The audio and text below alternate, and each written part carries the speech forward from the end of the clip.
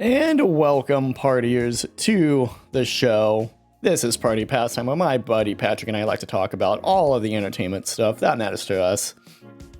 Pat, welcome back. It's been a couple of weeks. Hope you've been good. Yeah, I've been good. I've been good. Just busy, typical life stuff. You know how it goes. Yeah, no, I get that, man. You know that I've been doing a lot of traveling, so it's been just being out of town every weekend. It gets to you. And we had a short weekend for a show that we had to do this weekend, but it kind of caught up to me. We only had to do for Saturday and Sunday with the Friday load in, but I got pretty tired when I got back home. It's all kind of starting to wear down on me now. I'm sure you're tired. Yeah, traveling is a lot, man. Yeah, I mean, this weekend we got to go to Daytona, so it was all local. I got to come back home pretty early in the evening last night. But next weekend I have an early flight out to Ohio, and I won't be back till like early Monday morning. So not looking forward to that, but hey, at least the pay will be pretty decent this time. Yeah, man. Yeah. Anything to make going to Ohio worth it. If anybody from Ohio listens to this show, sorry, I guess. Yeah, I kind of forgot there were those Ohio memes that were everywhere on like Reddit and Instagram for. Wait, was it Ohio? I think so, right? You know the memes I'm talking about, right? Yeah, it's probably Ohio. Yeah. Similar. I don't know why it was Ohio. I thought it was very random, but I just remember the memes being everywhere for a while. I don't know. Yeah. It's like that in Detroit, or like the two cities that get memed on a lot for some reason. Hey, also pretty much all of Florida too, if you want to count that. Oh, sure. No, but I'm looking forward to that. If I have enough time, I actually have a buddy of mine that moved out to Ohio a couple of years ago. He actually came back to town back in November. I think the show that we're at is pretty close to where he lives. So if I have the time, I'm gonna use the rental car and go see him for a little bit. If we have the time, of course. So that'll be pretty cool if I can somehow manage that. Sweet. Yeah, man. A real quick update. We later on in the show when we ended, we have a new outro song made by my good buddy Ryan. You can find him on Spotify, SoundCloud, pretty much a lot of music streaming wherever you get your music from. Look up Ryan Koss. I'm really excited. He's going to allow us to use some of his music for the shorts too. So shout out to you, man, for letting us use it and giving me a pretty damn good deal on like 5 of your songs, man.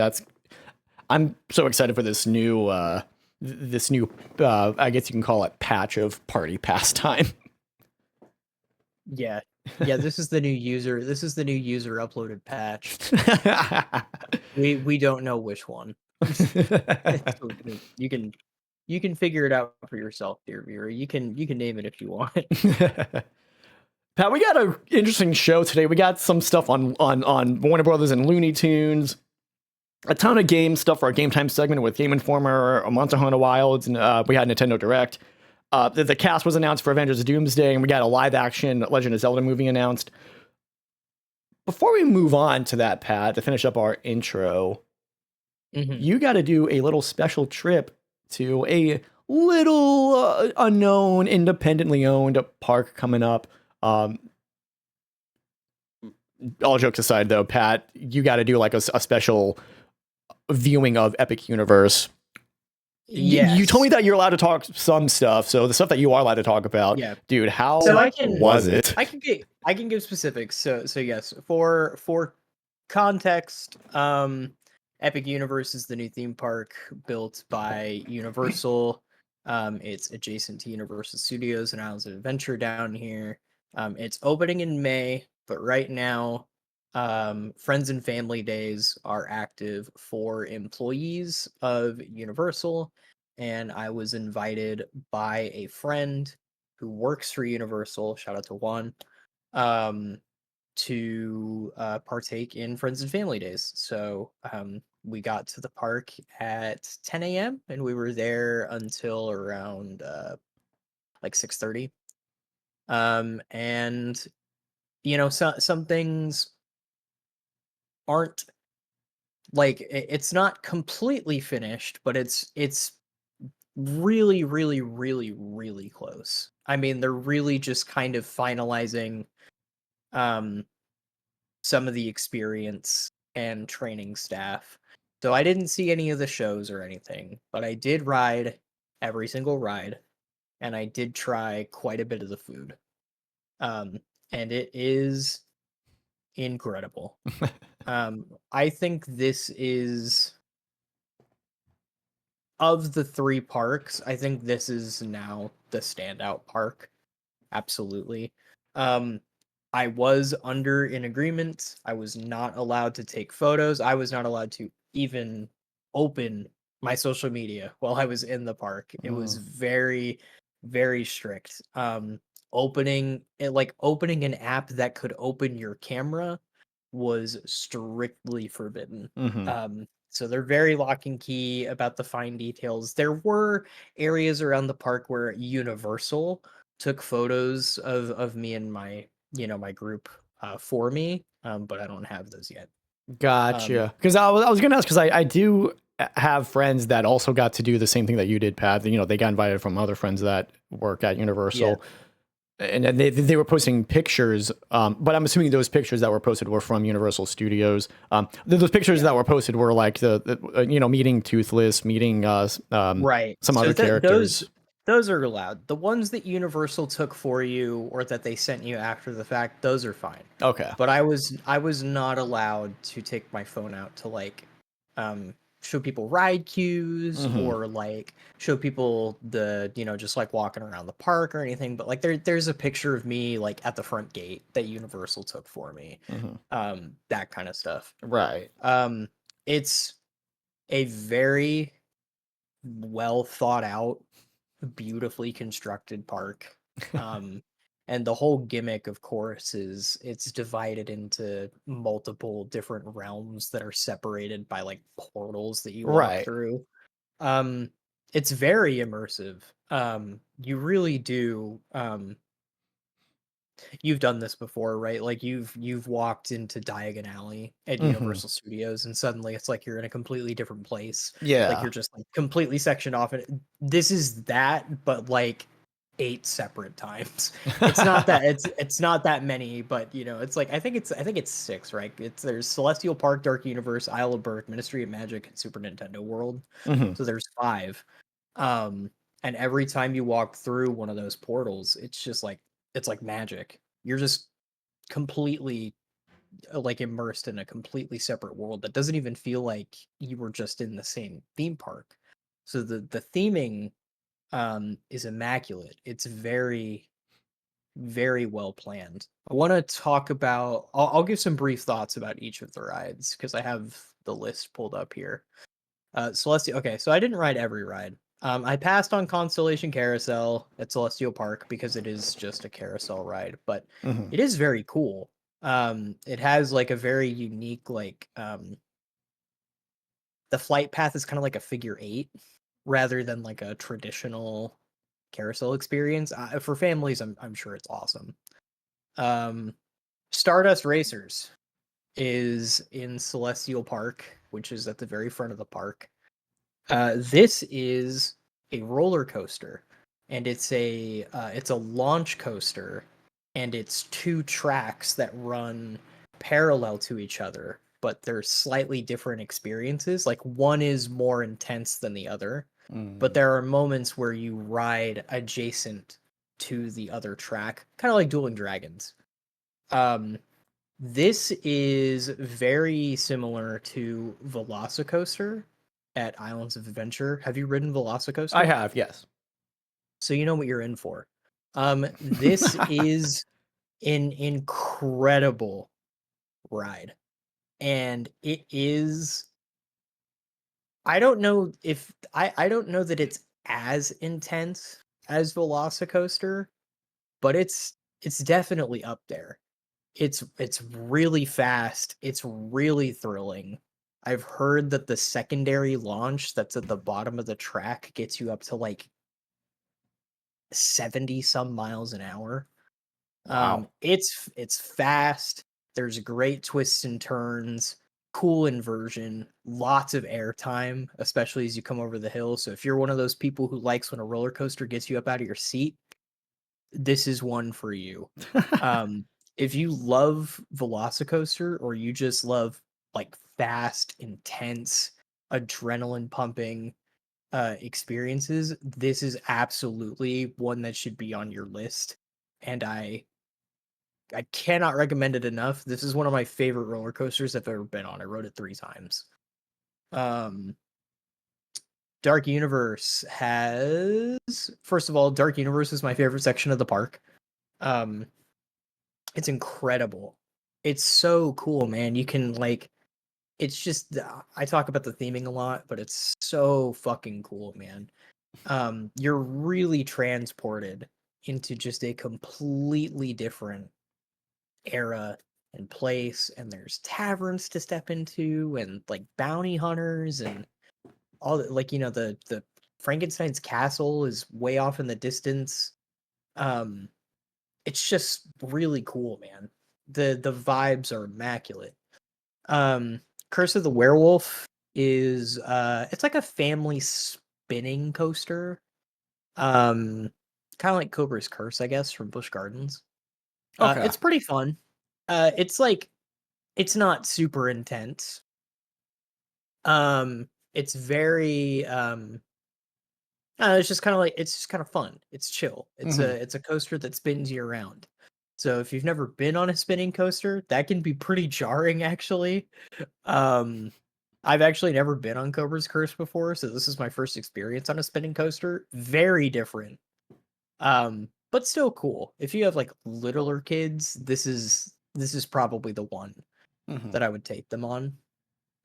Uh Monsters Unchained, the Frankenstein experiment, is the ride that is inside the castle.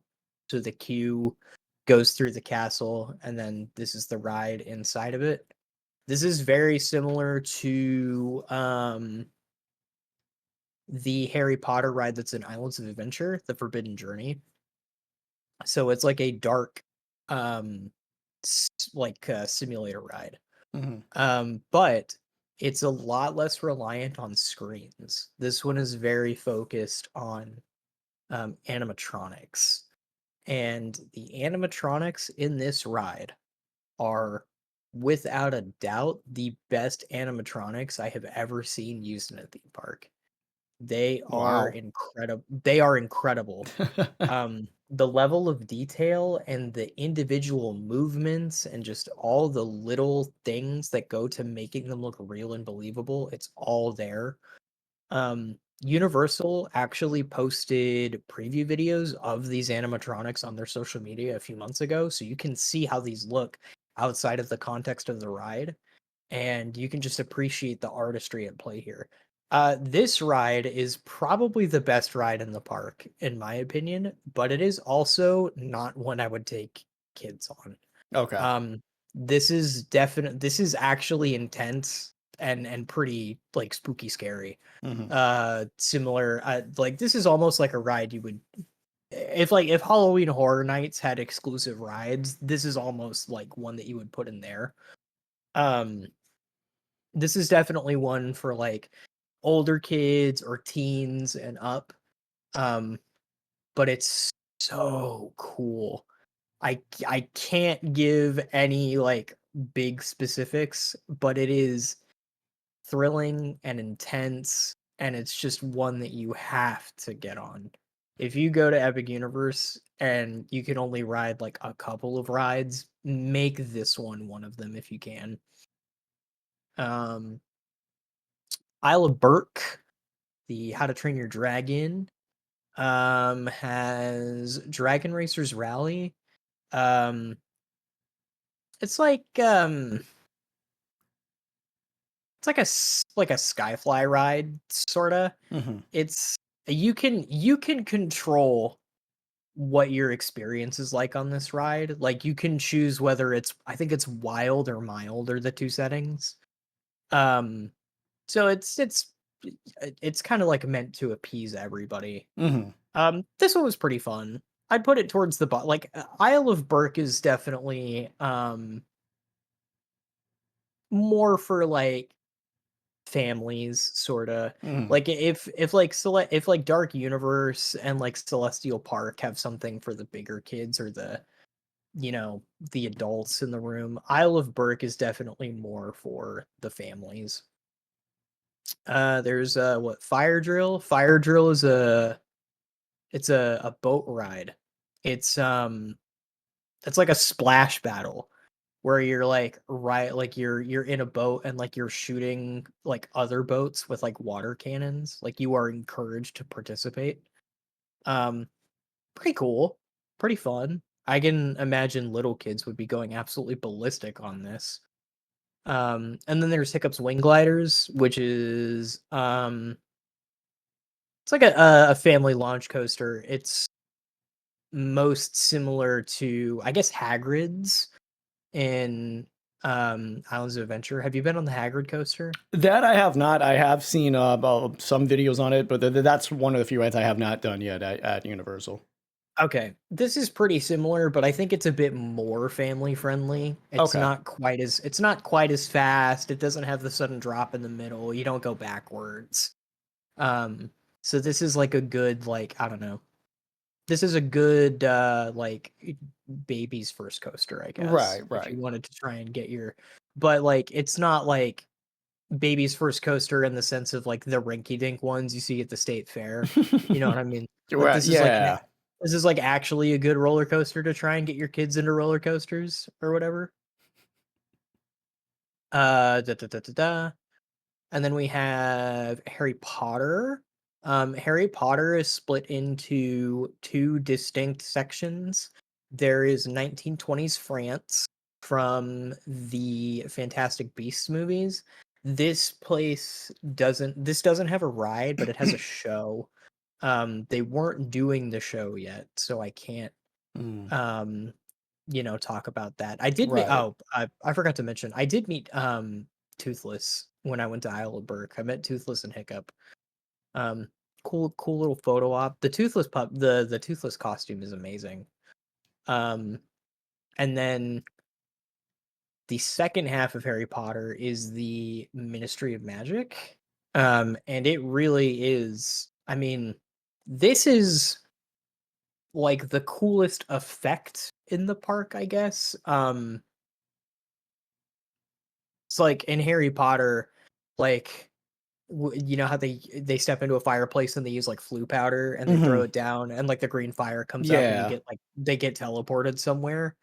So this is similar. Like you are in 1920s France, and then to get to the Ministry of Magic, you like step into one of the places where they drop flue powder, and it's like a seamless transition where you're like turned around in like an elevator and you come out the other side and you are immediately inside the Ministry of Magic.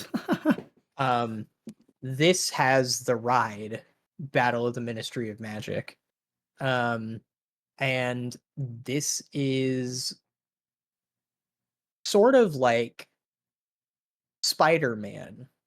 Hmm. Um it's like a dark ride simulator ride, Hmm.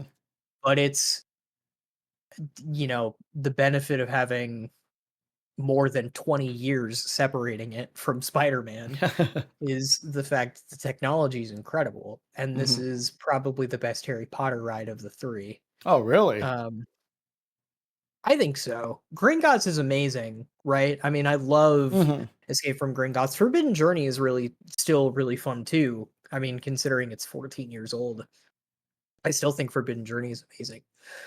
Um, but this one is all about like dueling Umbridge and the Ministry of Magic, and it's very like chaotic and wild and just cool set pieces all around. It once again, it's one that's trying to be a little less reliant on screens.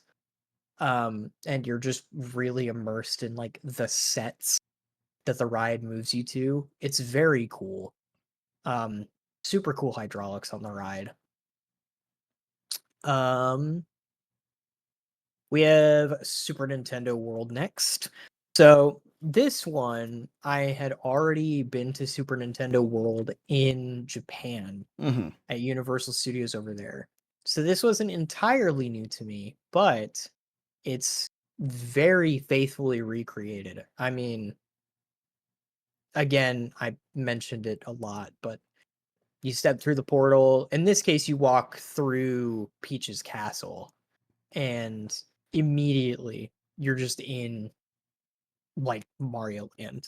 And it's so immersive. There's a bunch of things to interact with all over the area for kids. They're spinning coins, question blocks and all this other stuff. It's very cool, very cute. Um so inside we have Mario Kart Bowser's Challenge. This one's inside Bowser's Castle. Cool ride, not super exciting. I would Mm. put this. I've, you know, I had already been on this in Japan. This one is basically the exact same. Um, it's very cool. It's just not super thrilling.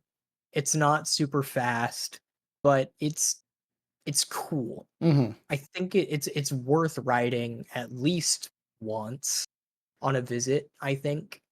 If you want to see a whole ride through of this, there's plenty on YouTube. It's the exact same as the one in Japan. Um, the outfits for the staff are sick though. If I was gonna work anywhere, if I was gonna work anywhere in the park, I'd want it to be here because that's a cool that's a cool outfit for work. Um, and then we have the Donkey Kong like minecart coaster.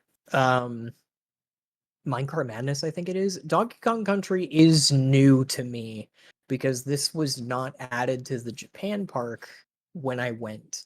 So this was the whole like Donkey Kong Country area and coaster were new to me. And it's cool. This is a family coaster, but Mm-hmm. for a family coaster, it's actually pretty exciting.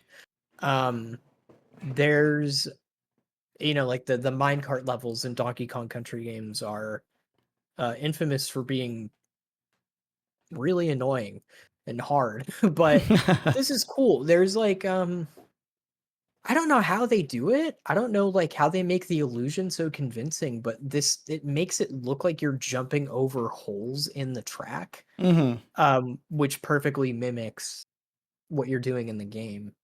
And it's really cool. This was a lot more fun than I was expecting it to be. Um and lastly, we have Yoshi's Adventure. This is just like the People Mover at Magic Kingdom, Mm-hmm. where you like sit in a cart that slowly moves, and you like just get to see like all around that area of the park. Yeah. That's exactly what this is. It's just a slow ride so that you get shown around the Magic Kingdom, but it's themed like you're sitting on Yoshi's back. Right. Right. Um, it's cool. It's cool. It's like if you really want some shade or you're just like it's really hot out and you're tired or something like that. Um, this is the ride for you. Um, overall, I think what Universal has achieved with this um is remarkable. They announced this only like 2 or 3 years ago. Yeah. So they broke ground on this really fast, and they built this really Yeah, fast. yeah. And I'm pleasantly surprised to hear all that with the time crunch they had. I do know a long time ago it was like only rumored that there was going to be a Nintendo expansion somewhere with Universal. Rumors yeah, floating around saying that it's probably going to replace Marvel. Since Disney owns it. There was mhm. rumors that it was going to be its own park. So it's really cool to hear all this. I'm definitely excited. Yeah. There's also a hotel in the park, like the Grand Helios Hotel. Hmm. We didn't go inside or get to see it.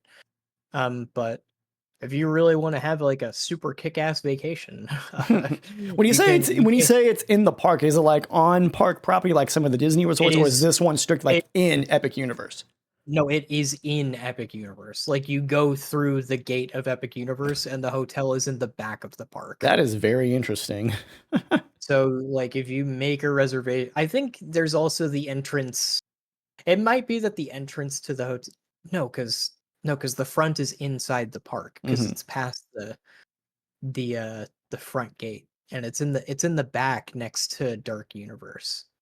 Um but yeah, I don't know how it works exactly with like getting into the park and then getting into the hotel, or like maybe you go into the hotel through the back and then like the front of the hotel then becomes like your park entrance for however long you're staying there. Mhm.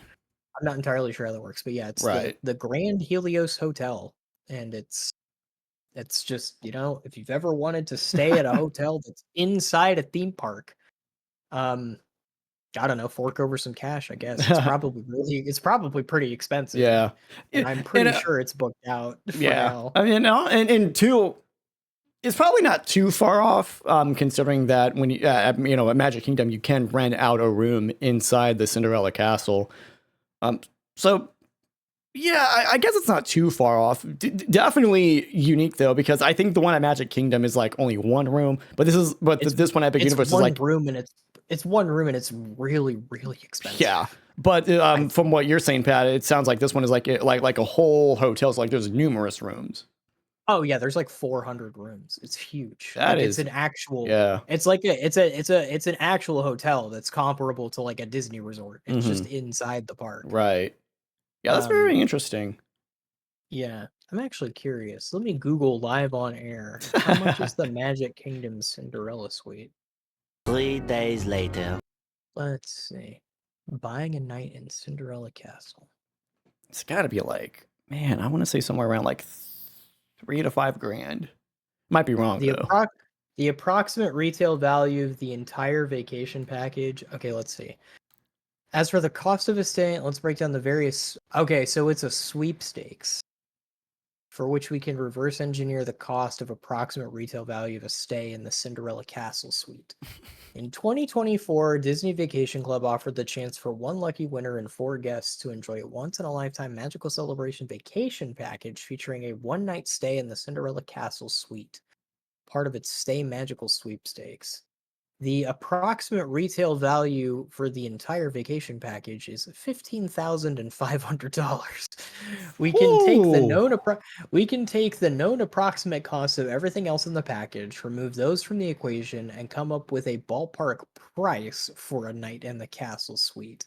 The total of the other package components is anywhere from 9,000 to 13,000. That's a Mm. huge range, but that's the nature of the beast given differences in airfare and party size. Hmm. Walt Disney World can't assign a range to the value, they need a specific price. Nevertheless, from what we can conclude that Walt Disney World considers the approximate retail value of one night in the Cinderella Castle suite to be between $2,500 to $6,500. Sheesh. My God. That's nuts, man. Yeah. I mean,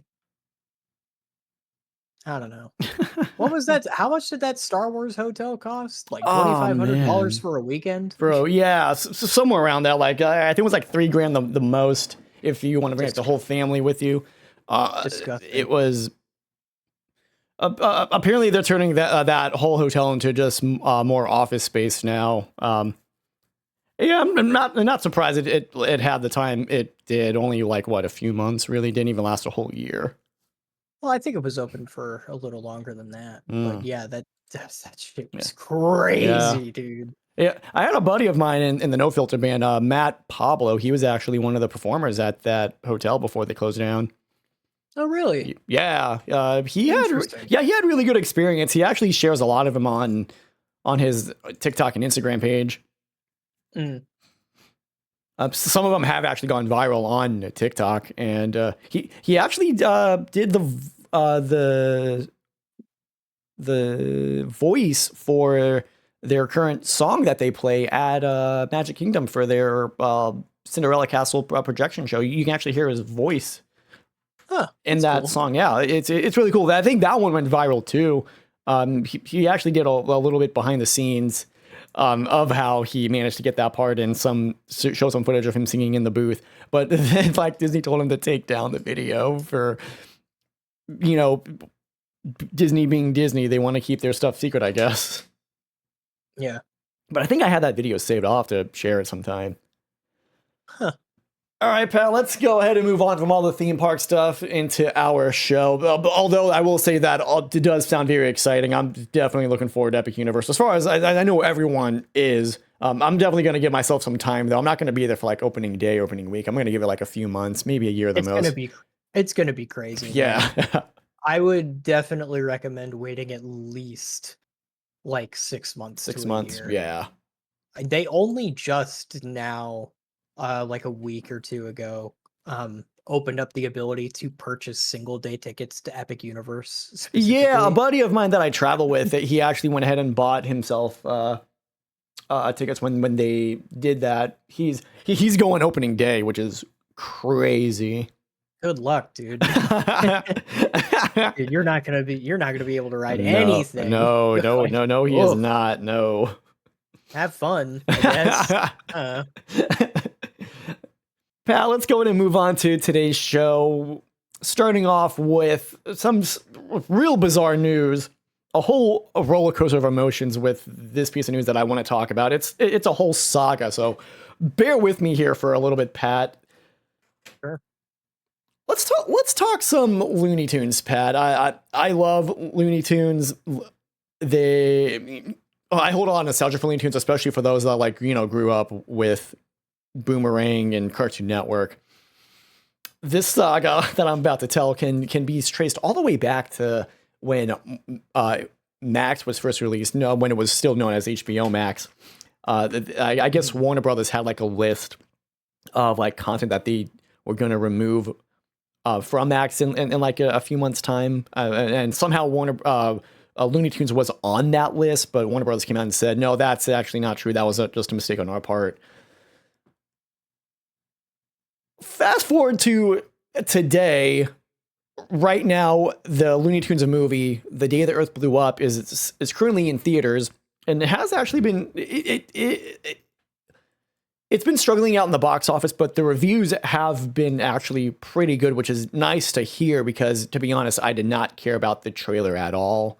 The trailer consisting of butts, Daffy Duck twerking for some reason, this strange alien creature like force tongue kissing Daffy Duck. It was a very bizarre trailer, and when it first came out, of course fans were not happy. It was so crazy, especially with the news that we'll get into later about Coyote versus Acme of the Comet saying, they took away that from us, but yet we get this crap. Surprisingly, it's been met with really good praise, and now ends the prequel to that saga, now coming into this first piece of news that I want to talk about. The Day the Earth Blew Up has been out in theaters for about a couple weeks now, and around the time it got released, Warner Brothers went against their word that from a couple years ago, they did remove Looney Tunes off of HBO Max. This is my source from Deadline. Deadline confirmed with a representative that the original shorts are no longer on Max. This is part of a new plan whereby the streamer will prioritize adult content and family programming. Children's programming such as Looney Tunes and Sesame Street before it doesn't fare as well and is no longer viewed as a priority. The decision is not a surprising one, as children's animation has long been a steady decline. Last year, the parent company shuttered Cartoon Network's website just a week after its Boomerang streaming service, which aired mostly classic cartoons from Warner Brothers Animation Library, which did shut down. So now, Pat, this whole saga went on. The Day the Earth Blew Up hasn't been doing too well in the box office. Warner Brothers pretty much took out all of most Looney Tunes content off of Max. There's only like a couple of Looney Tunes shows that you can watch. One of them, I think, being Baby Looney Tunes, which if you have a toddler, yeah, you can maybe put that on for them, introduce them to some Looney Tunes content if you want to do that. I don't have a graphic for this, but it did come out sometime, I think yesterday, that they are actually going to be releasing the old animations on like DVD, on Blu-ray, 4K HD, whatever kind of like DVD you collect. They are going to be releasing that. Mm-hmm. Then fast forward to about a couple of days after that, Building 313, which is the building and studio that was housing the Looney Tunes content, all up at the Warner Brothers studios, that's going to be razed. This is another source from Deadline. A little cartoon history is about to be made. The studio is raising the single-story building.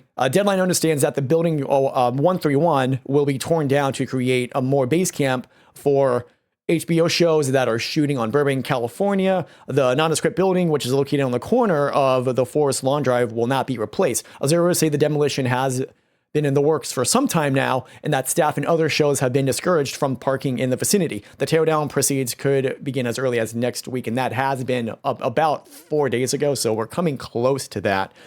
And what I find hilarious about the whole thing, protests have actually been happening at Building 131. I said 313, it's 131, I do apologize. Protesters have actually been putting up like they've put up their own signs on the building, like save the building. They have an illustration of Bugs Bunny that says not cool, Doc. It's been a very bizarre saga for Looney Tunes, and as a fan of animation, I know my whole background has not really been in animation, more in like film and TV production, but I still love animation, Pat. Growing up on Cartoon Network and Nickelodeon. But I even grew up watching a lot of the old stuff like Looney Tunes and Tom and Jerry and all like the Hanna-Barbera stuff too on Boomerang. So to hear this news has been very strange and very sad too. Before we move on, Pat, what do you think about this whole saga with Warner Brothers and Looney Tunes? I don't know, man. I kind of just don't like Warner Brothers. You know what I mean? Like, I guess maybe specifically, I just don't like David Zaslav. Don't get me started on him. Like, we're pretty much experiencing the same stuff with Zaslav, with what happened with Disney a couple of years ago when they had Bob Chapek on as their CEO. He just didn't care about animation. He only wanted to care about all the big blockbuster stuff like Marvel and Star Wars. Which, as we see, it hasn't really been doing too well with Marvel. I know currently, the other Bob, Iger. Thank you, Pat. Yeah, with Bob Iger. But you have to also consider, Bob Iger hasn't really been making some great decisions either, but back at the time when Chapek was still with Disney, a lot of this stuff went into pre-production and production, most notably currently with like Captain America, Brave New World. I believe that went into production around the time when he did leave, but by that point it was already too late to change up some stuff. But when they did change it up, you can tell it didn't really work out in the movie's favor. But where I'm going with this is right now what's happening with Warner Brothers is I think exactly what happened with Bob Chapek. Zaslav did say that he only wants to. He wants like Superman and like Harry Potter to be like the new mascot of Warner Brothers. And now with all this shit that's been happening, the rumors are that Warner Brothers might be looking to sell Looney Tunes. Who they might sell it off to. It hasn't really been confirmed. But those are just like the rumors. And honestly, I wouldn't be surprised if Warner Brothers did do that with how everything's been going on and with Zaslav still in office, with how he's been treating animation. Like Cartoon Network Studios shut down. So the goal was for all of the animation to be like in-house with Warner Brothers, which I guess makes sense, but like they closed down the office. They closed down that animation studio so they can just move everything in-house, which I guess does make sense. It could save them money, but to just purge most of that content off of the streaming service. Yeah, it's very frustrating, man. I don't know. Animation deserves more respect across the board.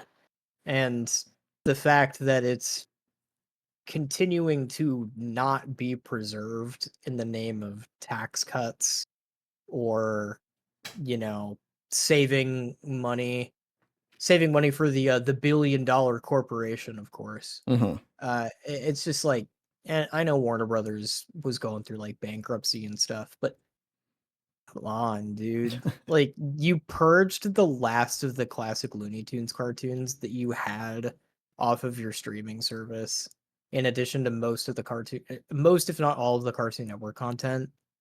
And I just like, I don't understand. I really don't understand. I don't But understand it either, Pat.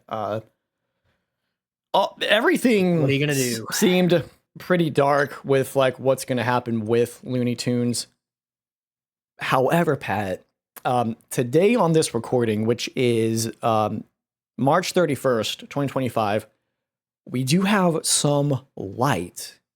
Ketchup Entertainment, the production company that got the distribution rights for the current movie out right now, Looney Tunes: The Day the Earth Blew Up, they made a deal with Warner Brothers and finally got the distribution rights for the this certain movie that was cut out for tax write-offs, Coyote versus Acme. This is my source from Hollywood Reporter. Ketchup Entertainment has made it official by requiring from Warner Bros. Pictures the worldwide rights to Coyote versus Acme, which stars Will Forte and John Cena opposite of the animated Wile E. Coyote. The live-action animated hybrid that brings iconic Looney Tunes to the big screen ignited social media when the Hollywood studio canceled it for tax write-off, but behind the scenes, Ketchup and Warner Bros. Were hammering out an acquisition deal that could put the project in theaters.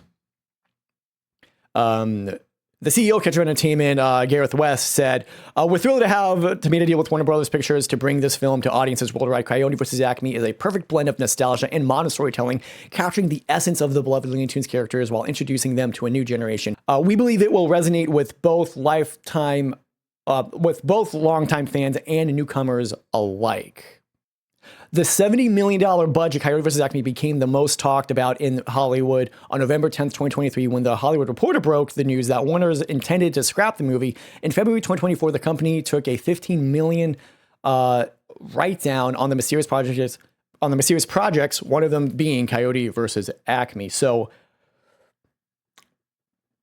like the article said, this has been like the talk of all of Hollywood. Because there were also a couple of other movies that Warner Brothers also decided to cut that were finished, were set to be released. One of them being the Batgirl film, and that was before James Gunn came in to DC. And another one being the sequel to the animated Scoob movie we got a couple of years ago. This one being taking place on Halloween night. But for some reason, Coyote vs. Acme was like the big one that fans really wanted. And that reason being was because when they found out what the plot was going to be, they were like, this is actually a very interesting plot. And the plot being is that Wile E. Coyote, who's had like major malfunctions with like Acme devices that he uses to try to capture Roadrunner, he decides to sue the Acme Corporation. So it was going to be like this whole political thriller too of like the secrets of Acme. There's a really good video. This guy I follow, Eric Rodriguez, he goes by the Blockbuster Buster. He did a really good video a couple years ago when it got scrapped, and he actually goes in depth of like what the plot was going to be, and it sounded like a very interesting movie.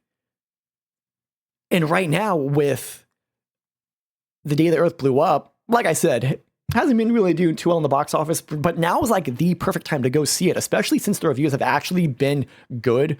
Now is the time to go see it, to keep 2D animation alive, not just in movies, but just in general. And to have now this Wile E. Coyote versus Acme movie news coming out, like, yeah, like I said, now's the time to really try to save 2D animation as the best we can as fans, and also to all the producers out there, all the animators out there that are working in this industry. As cheesy as it sounds, Pat, yeah, now's the time to like really up the game for maybe not just 2D animation, but just animation in general. I'm really happy that Coyote versus Acme was saved after I heard about all the the plot points that we were going to be getting with this movie, and for it to be scrapped, especially being a Looney Tunes movie. The last Looney Tunes movie we got was Space Jam: A New Legacy, and that really didn't do too well. I didn't really like it as much, and I know you were disappointed in it too, Pat. How do you feel about Coyote versus Acme being saved? It's cool. I'm glad it's finally seeing the light of day. I'm glad that at least one of the things Warner Brothers canceled for a tax write-off is at least going to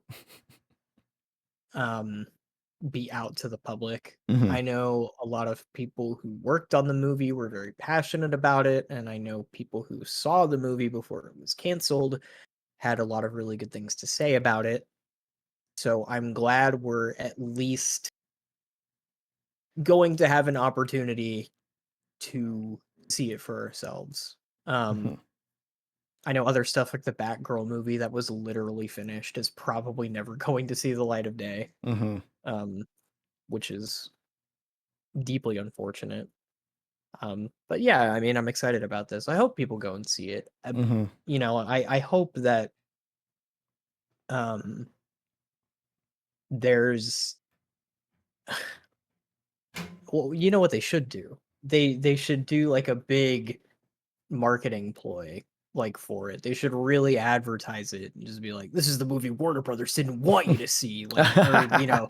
So that, I don't know if they could do that, but it would be really funny if they did. So they should do that because it's funny. Um, because I mean, I feel like I'm not trying to sound mean when I say this, but I feel like a lot of people it's like the only people I ever hear bring this up are people who are like terminally online. Mm-hmm. You know what I mean? I feel like the general public does not know that this movie ever existed and they don't know anything about it. So the only way you're going to get people in the seats outside of like some huge viral marketing push on the internet is to advertise it. Mm-hmm. And I hope that they're willing to do that. Yeah, and that's really been the issue with the day the Earth blew up. It didn't really have the marketing that it needed. So because advertisement was kind of lacking there, not a lot of people went to go see it. But also, like I said, the trailer looked like the movie was going to be complete trash. Yeah. I plan on seeing the day the Earth blew up later this week. Rennie and I actually have a little day date coming up on Wednesday before I have to fly out to Ohio. And I actually asked her, hey, as a way to like, celebrate the good news with Coyote versus Acme, let's go see the new Looney Tunes movie. So, I'm looking forward to see it. Definitely going to give my review on it next week after I do. Yeah, I'm just so excited. I'll have to send you that video, Pat, that Eric did.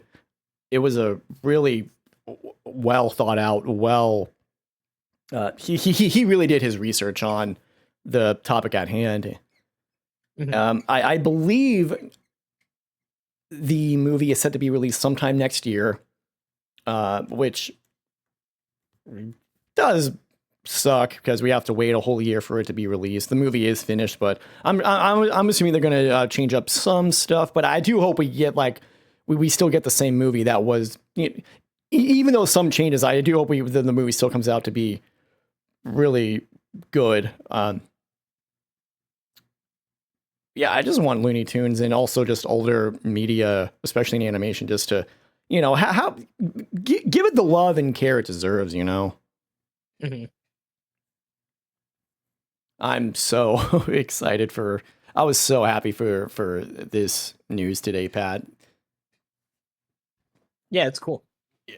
I'm glad it's finally happening, Mm-hmm. or at least it has a chance. Yeah.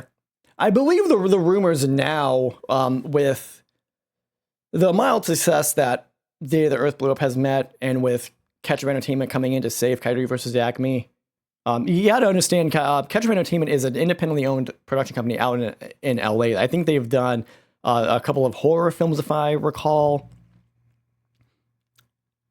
Rumor has it,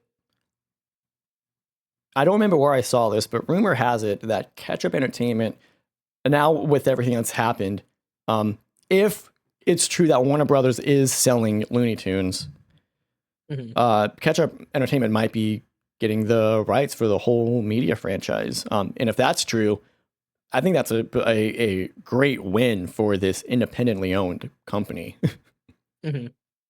But whatever happens to Looney Tunes, like I said earlier, right now Warner Brothers is going to release a DVD set. I guess they're going to be releasing it in volumes, if I remember seeing the news of old Looney Tunes cartoons. But I'm sure you can find a way to, like, I guess, buy or rent Looney Tunes cartoons if you're still wanting to do that. I might consider buying the DVDs just to keep old cartoons,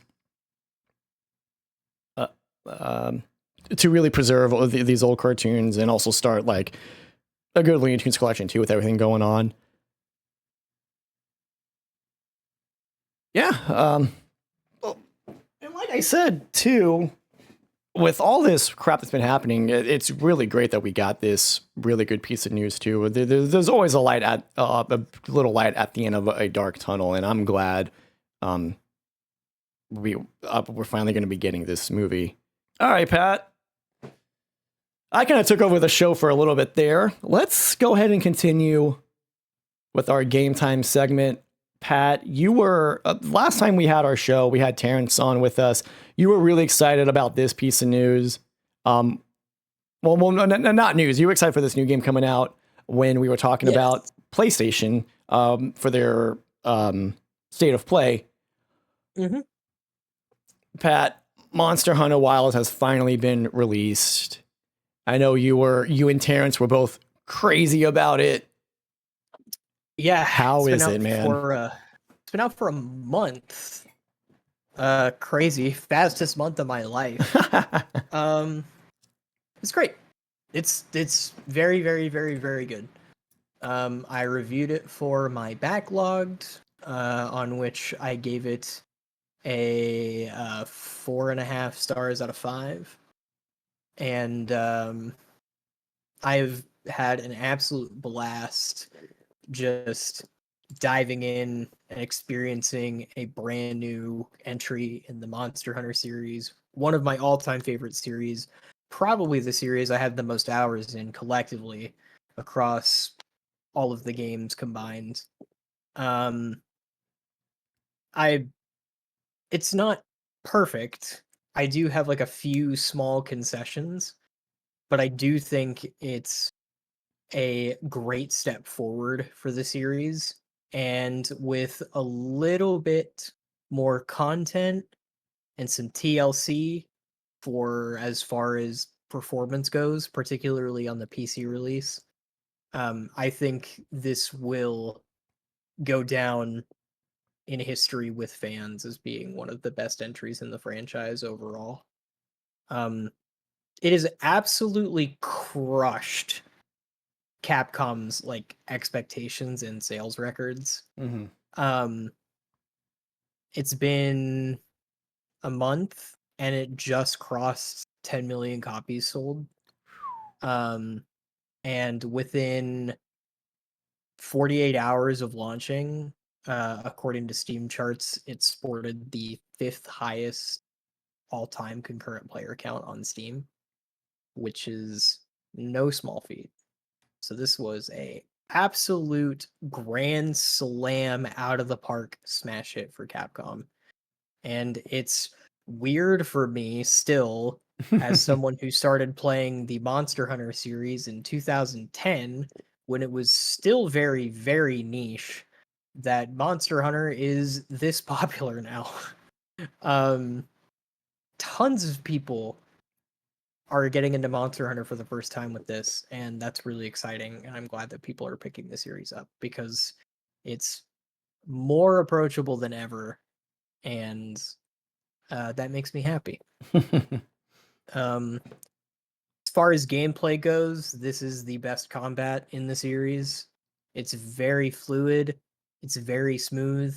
It's feels incredible to control. The sense of weight and player expression is still front and center, but you just have even more ways to go about it and to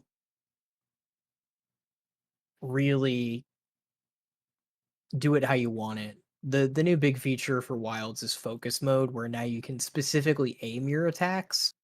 Previously in Monster Hunter, you kind of just had to take what the game gave you. Well, positioning was really important. Basically, you had to be very specific with your movements and you really had to know what you were doing. But now with focus mode, where you can just always aim your attacks exactly where they want to go, that's not as much of a thing anymore. So you lose something in that the skill gap is lessened, and that you don't really need to be as conscious of your positioning and your timing anymore. But you do gain a lot more fluidity and the ability to just stay engaged with the monster for the entire hunt, which is Ooh, okay. really cool. um all of the weapons still feel as good as they ever have. In some cases, I think this is the best version of them. Anybody who's played Monster Hunter knows that all of the weapons are super deep, and it can take a while to really hone in and master a particular weapon that you happen to have an affinity for. But it's very rewarding, super worth it. You just get these kind of damn, did I just do that moments in Monster Hunter, and especially this game, that you just don't get anywhere else. And it's always such an adrenaline rush to hit that perfect true charge slash on a great sword, or hit the perfect full release slash on switch axe, or do some insane aerial combo on insect glaive, or just be like a weeb samurai with the long sword, and you perfectly counter all of the monster's moves and you take no damage, but you deal insane damage. Like the instant it clicks and you find a weapon that you really vibe with and just lock in and learn it and master it, and as well as mastering the monsters themselves, learning their moves inside and out, because you're going to spend a lot of time hunting these things for gear and monster parts that you need to progress. I mean, the sense of progression is a big reason that I play Monster Hunter. And I don't mean just the gameplay loop of hunt monster, make gear, hunt stronger monster, make better gear. That is still as addictive as ever, but the sense of improvement as a player by learning a new weapon or learning what's playing this entire time, right? I've been playing Switch Axe since 2010. Monster Hunter Tri was my first Monster Hunter game. Switch Axe was new to that game, so I picked it up because I thought it looked cool. And I have been a Switch Axe main ever since. And I still have just as much fun learning the new stuff about it in Wilds as I did learning it for the very first time in Monster Hunter Tri 15 years ago. Makes me feel old. Visually, the game is very pretty. It's not a super big improvement over Monster Hunter World, but it doesn't really need to be, because, I mean, World came out in 2018, but it still looks incredible, especially on, PC, where you can really crank the settings and see it for all it's worth. We're in an open world now, where previously Monster Hunter games took you to individual environments or maps that were segmented off by loading screens. That's not the case anymore. Wilds has really huge open environments that are all interconnected to each other. So if you want, you can seamlessly transition between the different biomes this time. I'll get back to that in a little bit, because upon reflection, I think this feature is kind of meh. But I do think it's cool that they went this direction, and they wanted it to be really broad and ambitious in scope. Because I feel like the natural progression of Monster Hunter is to just make it larger. And they're certainly doing that. This is also the most effort Capcom has ever put into a Monster Hunter's story experience. It's kind of, I mean, okay, so like Monster Hunter World definitely was like the starting point for this new direction, where the story is a little more front and center. But even still, in Monster Hunter World, it's like, it's not super involved. Monster Hunter stories are traditionally kind of threadbare, or they're kind of just like pretext for why you're hunting these monsters and facilitating the gameplay loop. They're kind of in the background, but they're not like super memorable most of the time. But Capcom really put a lot of effort into this one. This is a fully fledged like campaign with a lot of cutscenes, very intentionally locking you into the story. You know, previous Monster Hunter games, they're like split. Every Monster Hunter game is like split between low rank quests and high rank quests, and usually the story starts in low rank, and then at the end of low rank you fight the monster that's on the front cover of the game, and then you go to high rank, and then high rank is like, but here's the real final boss at some point, and then the story's over. But the whole thing is kind of just like, this thing is, you know, a problem for the ecosystem. Go hunt it, and then you come back and you just do that like 15 more times or whatever. This one, the main story is entirely in low rank, and then high rank is all an epilogue to the main story, and you're very locked in. I mean, this game like really wants, like, the story is the first thing you do. A lot of the freedom that you traditionally would have already unlocked for you in other Monster Hunter games is locked behind high rank in this game. So there's no way around it. Like, you are going to witness this cinematic story campaign. And for what it's worth, I think in terms of making it approachable to newcomers, because this game has certainly attracted a lot of them, I do think it's not necessarily a bad decision. The low rank hunts, most of the story hunts are new monsters. They hide pretty much all of the veteran monsters for after you beat the story. So it's definitely designed for newer players. And I think the story, as far as Monster Hunter games goes, is actually pretty good. It's nothing special overall, but it's definitely more substantial than what you usually get in a Monster Hunter game.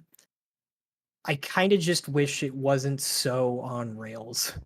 The pacing is like breakneck. Like, you are going from one hunt to another, oftentimes without much in between, and they really want you to just experience this story that they have set out for you. But the production value is great. I mean, the cutscenes look incredible, and the voice acting is top notch. So I enjoyed it for what it's worth. It's just like, as a veteran player, I was kind of hoping that the chains weren't on me for as long as they were. But I do understand. Um, Real quick, I do want to talk about performance, particularly on the PC version of the game. From a technical standpoint, this game is kind of a mess. It's not well optimized at all, and I'm playing on a rig that's powerful enough that it thankfully has not negatively affected my experience. But yeah, this game needs a little bit of work under the hood to make it run smoother and for performance to be improved. Because even on my rig, my performance should be way better than this. And I think part of the reason is the fact that they went with this hugely open, interconnected world that costs a lot in terms of CPU resources, and it hits your performance like a truck. Oh my And god. I don't think that the visual upgrade from World is substantial enough to warrant this kind of performance loss. Because I can go boot up Monster Hunter World and I can crush that game at like 4K over 60 FPS or whatever.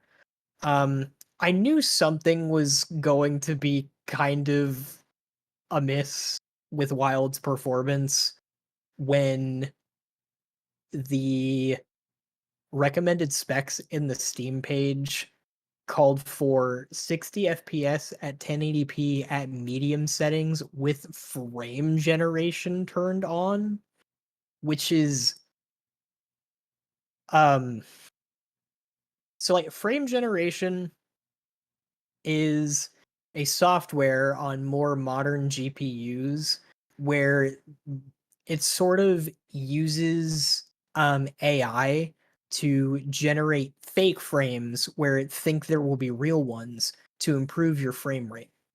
And if your frame rate is already high, frame generation will give you significant boosts and you won't really notice any kind of input latency. The problem is using frame generation to get from something like 30 FPS to 60 FPS noticeably introduces input lag, and frame generation is not designed to get you from 30 to 60. It's designed to get you from 60 and above to even higher, where you won't notice any kind of discernible input lag. So for Capcom to just straight up say, hey, like, you're going to need to turn frame generation on to hit 60 FPS at 1080p at medium settings for a recommended GPU and CPU combination, that is insane. That is what I would call borderline unacceptable for the overall like visual fidelity of this game. That is crazy. And to be honest with you, after the story was over, I have not made use of the world being so open and interconnected once. If Capcom had kept this game as separate biomes that you just travel to, separated by a loading screen, and you didn't have the ability to move between them seamlessly, I literally would not notice whatsoever, and the performance would probably be twice as good. So, this is a feature that I think is kind of like, I'm glad they took the swing. Like they really like I'm glad they took the swing, but the ball went foul. You know what I mean? Mm-hmm. I think it's a feature that is cool on paper, but in execution does basically nothing for the game. I feel really similar about being able to carry a second weapon with you. Like a big thing for this game is being able to have a secondary weapon to switch to at any time. That's new for Monster Hunter. That's pretty big. I have not used it once at all. Partly because um, a big point of contention amongst the community is that Monster Hunter Wilds is too easy. I kind of agree with this and I kind of don't. I think that whatever Monster Hunter game you play first will always be the hardest because you're not experienced. And every game thereafter will be easier because of the learned experience that you have. Having said that, I do think monsters need more health. Probably to the tune of like 50 to 60% more health.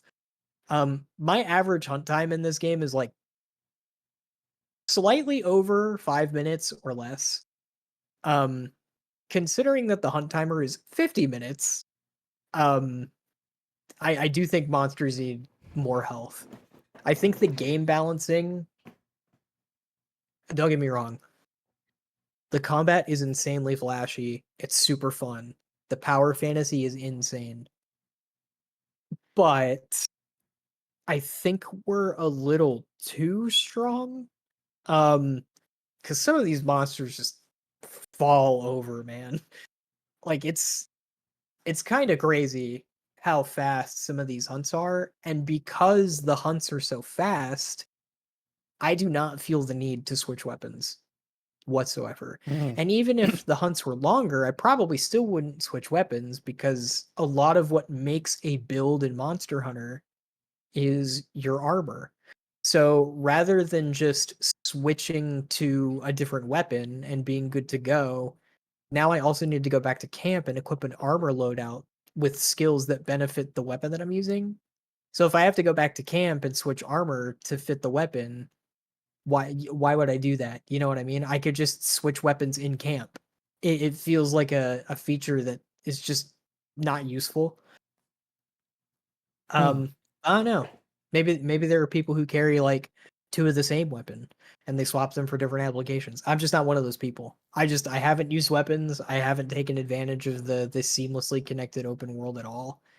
So I think they were really ambitious with some of their decisions with this game, and I can appreciate that. But if they had scaled some of those back to give the game better performance or just a bit more polish or maybe a little more content at launch, I think this game would be even better than it is right now. And we are about to get the first title update in a few days. April 4th, I think, is the first title update, which is going to add a couple new monsters. The Gathering Hub is back. It's very obviously all of the stuff that was going to be in the game at launch that they didn't have time to finish, so they're patching it in later. Right. I definitely get the feeling that Capcom rushed this out to meet a sales window. And maybe it would have benefited to have like a couple more months in the oven, maybe. But overall, my criticisms and my problems are very minor in the grand scheme of things. As far as the stuff that really matters for a Monster Hunter game, which is the monsters themselves, the weapon designs, the combat, just the experience of playing it, this is a slam dunk. And I have had a shitload of fun with it over the 65, 70 hours I've put in so far. And I am taking a little break before title update 1 comes out because I'm going to get right back on and grind it incessantly some more. But for now, this has been a blast. And this was way longer than I thought it would be, and I'm really sorry. Like I got to yapping. That But it's fine. It's a review, man. yeah, but I love this game to bits. And I'm excited for the future. Because with some more content updates, and they did specifically address performance issues in the article that they put out last night, and some things that they're going to do to try and make it run better, which is great. I'm happy. They seem very intent on reading and absorbing feedback and using it to make the game better. And that's awesome. I'm glad that Capcom is really hearing people out on some of these issues so that they can make the game as best as it can possibly be. It's kind of a meme where like Monster Hunter comes out and then a year later when the expansion comes out, the real version of the game is out. There's a little bit of truth to that, but I don't think you would be upset with yourself or regret your decision if you picked it up right now. There's plenty to do here at the moment. And yeah, that's my review. It's 4.5 stars out of 5, 8.5 out of 10. However you want to split that up. I've really, really, really enjoyed Monster Hunter Wild so far. So That's awesome, man. I know last time when we were talking about the state of play, you were saying, "Oh, this is going to be game of the year." Would you say that so far, or do you think you'll wait until the expansion comes out and then probably predict if this game might be game of the year or something? So I'm gonna wait for the rest of the year, obviously. Right. As far as my personal game of the year, it's hard to quantify base Monster Hunter against Monster Hunter plus expansion, Mm-hmm. you almost treat them as like two different games sometimes. But we'll see. I actually think at present time, again, subject to change, totally could flip-flop. There's lots more games coming out. I actually think at present, my personal frontrunner for Game of the Year is Split Fiction. Mm-hmm. But we'll see. This will still be like top 3, if nothing else, I think. Pat, let's go ahead and move on from Monster Hunter Wilds to some more good news. I'm sure you are excited about this. Game Informer announced that they are coming back. And at the time of this recording, they have been coming back. And what they're doing is they're doing on their website, they're doing like so many reviews, so many posts on like stuff that they missed during the time that from the time they shut down till like now. They're doing a ton of reviews and content that they've missed out on. They had a bunch of stuff written already for the comeback, so that when they were resurrected from the depths of GameStop's disgusting, greasy hands. They're back. Yeah. The website is currently active now, and the archive is back. And they will have more information about the print magazine soon. This is really exciting for me. I was a subscriber of Game Informer from 2010 until they shut down.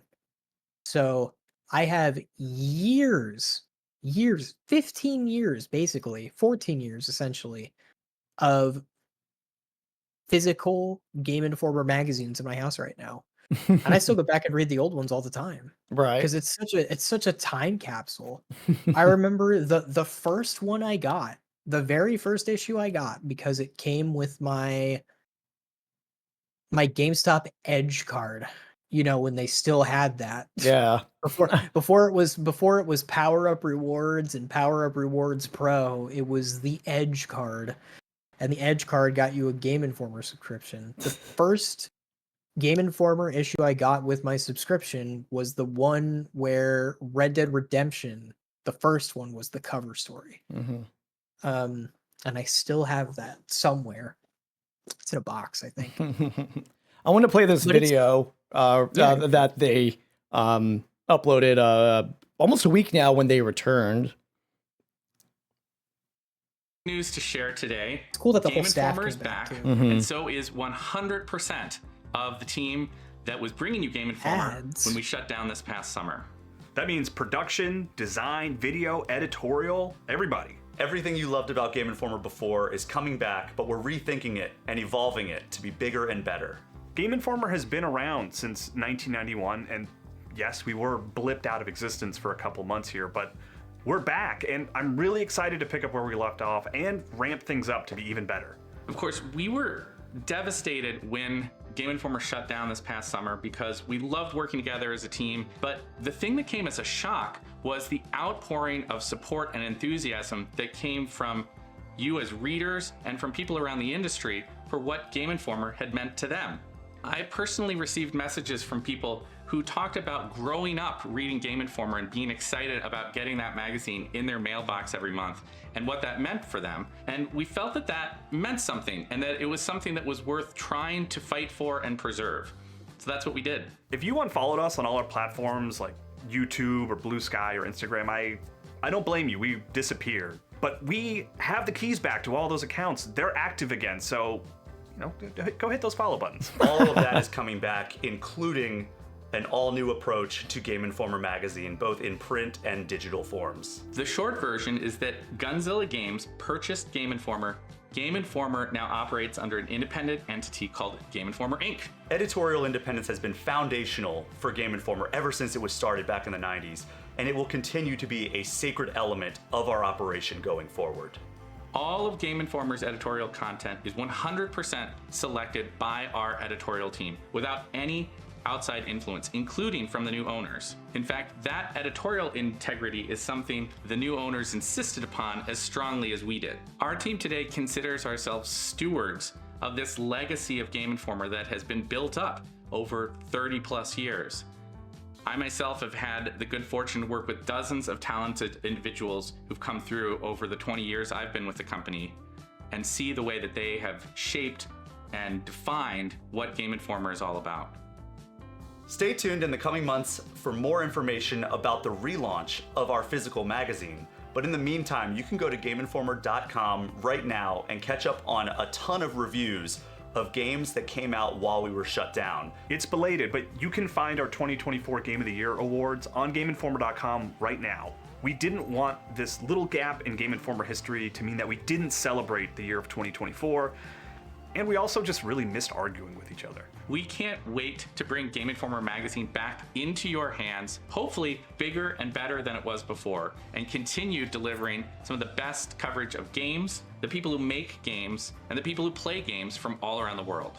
More robust membership and subscription offers are on the way in the coming weeks, but if you'd like to support Game Informer right now, you can sign up for early benefits today. Thank you so much for watching this video and for your continued support of Game Informer. We are so glad to be back.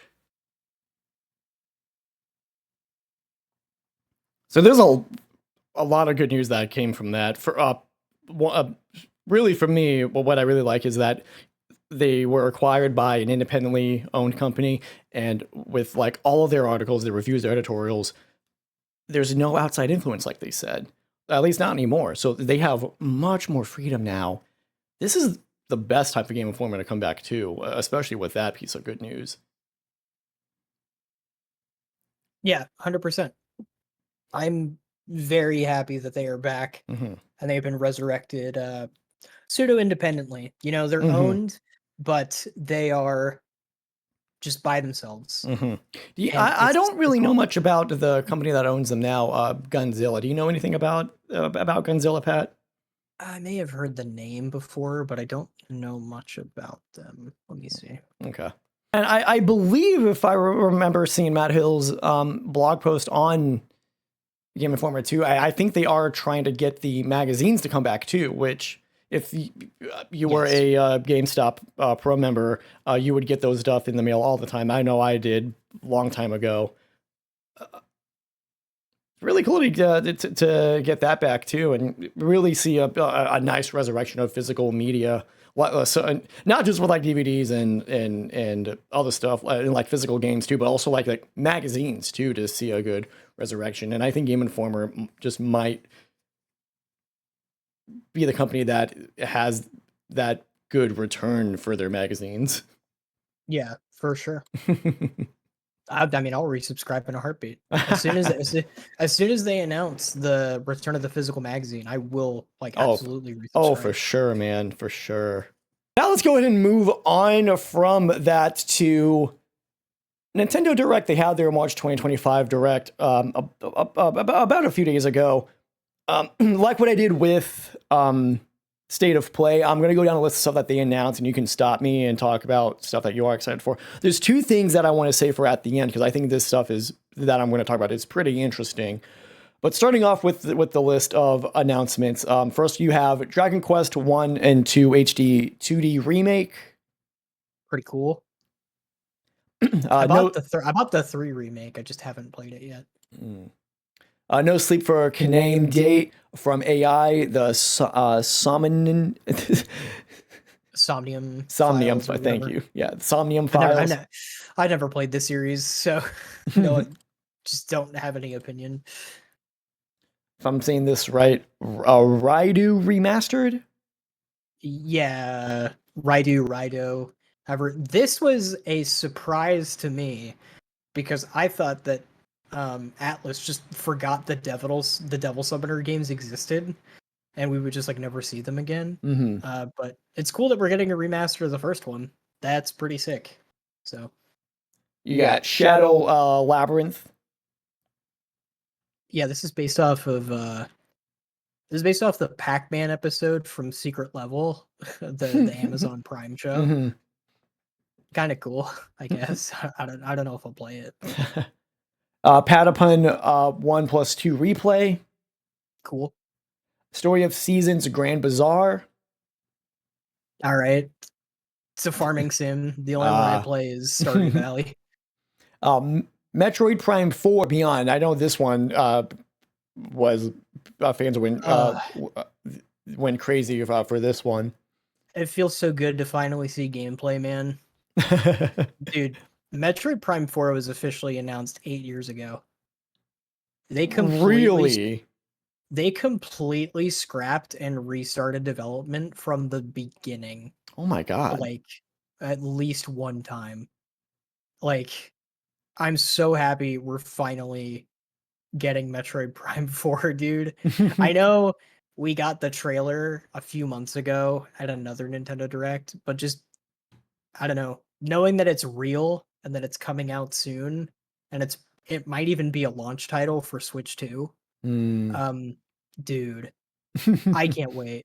Metroid Prime 3 came out let's see, it's 2025. 18 years ago. So we've been waiting a while. Yeah. Dang. Continuing the list. Disney Villains Curse Cafe. Damn, Okay. dude, who cares? Oh, You know, it's all right. looks okay, I guess. Witchbrook. This looks cool. I want to play this with my sister. Stardew Valley vibes. The Eternal Life of Goldman. This looks okay. I mean, maybe play it, maybe won't. I have no idea.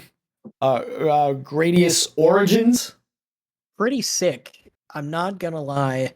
If you've ever listened to my previous podcast, All Unsaved Progress Will Be Lost, I use the first level music from Gradius 3 as intro music at one point in that show. So kind of cool. Rift of the Necrodancer. I have this on Steam. I own the Steam release. I just haven't started playing it yet. Tamagotchi Plaza. It wouldn't be a Nintendo Direct without some absolute garbage. Pokemon Legends ZA. My big takeaway from this one is the fact that you can sucker punch other trainers' Pokemon to start a fight, and that's awesome. This feels like retribution for all the times I got caught with my pants down on Route 1 as a kid. Hell yeah. Rhythm Heaven Groove. I've never played a Rhythm Heaven game, so I have no opinion on this. High on Life. Sure. Star Overdrive. Oh, this was like just the montage they did of games coming to Switch. Yeah, right? okay. Yeah. It was like their, I guess what they call sizzle reel, I think. Yeah. The sizzle reel or whatever. Yeah. Okay. The Wandering Village. Okay. King of Meat. Okay. Blue Lagoon Summer. Okay. Fantasy Life I, The Girl Who Steals Time. All right. Saga Frontier 2 Remastered. Actually, kind of excited for this. Okay. Monument Valley 1, 2, and 3. They look cool. I haven't played a good puzzle game in a while, so maybe I'll try it out. Okay. Everybody Golf Hot Shots. Listen, brother. If you know me, you know I love some Hot Shots golf. So, yeah, I will be buying this. Not on Switch, but on PlayStation 5, whenever it comes out. It's like mandatory. So, this one I know everyone's excited for, the new Marvel beat 'em up game, especially with the success that Marvel has had with Marvel Rivals. Marvel Cosmic Invasion. yeah, dude, they're just making a TMNT Shredder's Revenge clone, but with classic Marvel costumes. Yeah. Dude, I saw the classic like brown and yellow Wolverine, and I was freaking out. Yeah, this looks awesome. This is one of my favorite announcements of the show. And talking about TMNT, I believe it's the same developers that are doing this too. It might be. I hope so. They know what they're doing, man. Tamagotchi Life Living the Dream. Oh, the Tamagotchi game? Yes. Okay, yeah. So this is what they closed the show with, right? Yes. Yeah. So at least for the announcement of the games, really, before they Right. got into the final one that we will get into here in a minute.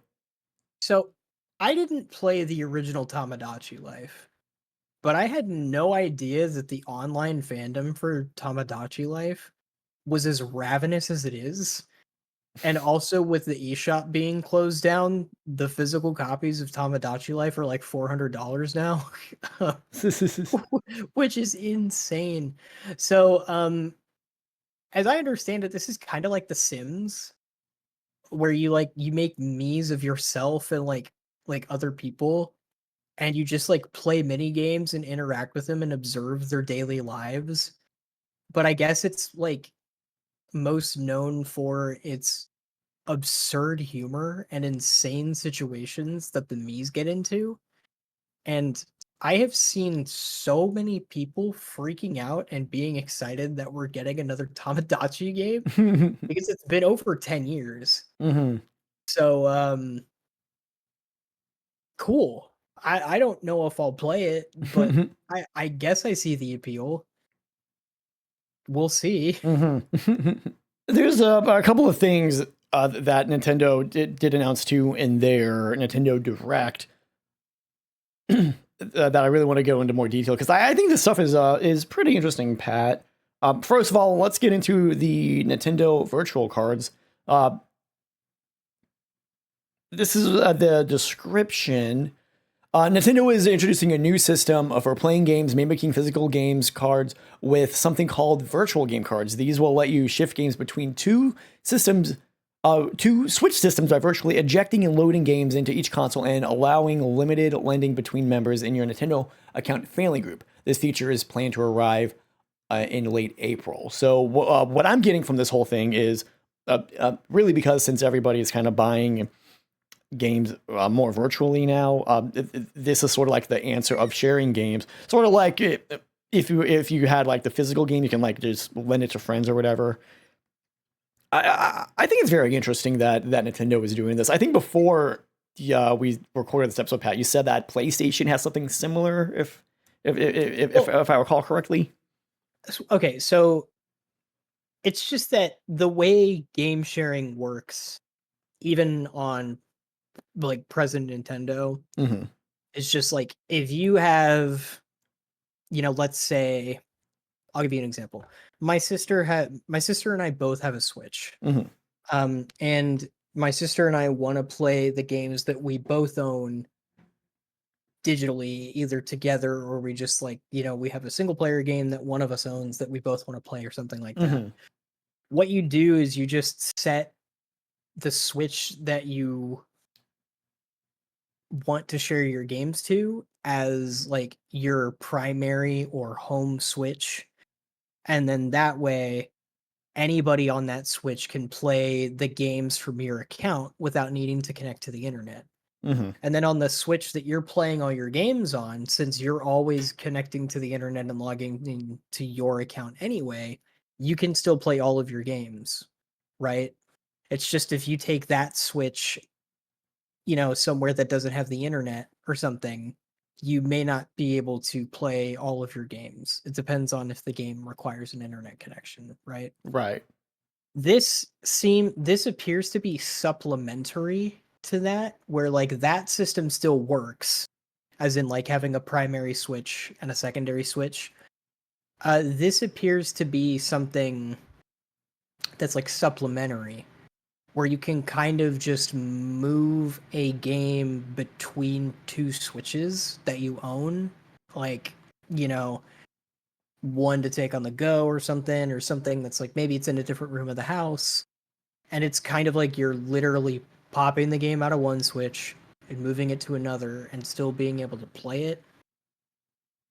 And then you can also lend these to friends and family. So like if you add people to your Nintendo family or whatever it's called, you can lend them a virtual game cart for like 2 weeks, I think, and then it comes back to you. Mm-hmm. So it's just like an additional way to share games around, which, I mean, more options is not a bad thing, and it does on the surface seem simpler. than the current system of like setting one switch as a primary switch, blah blah blah.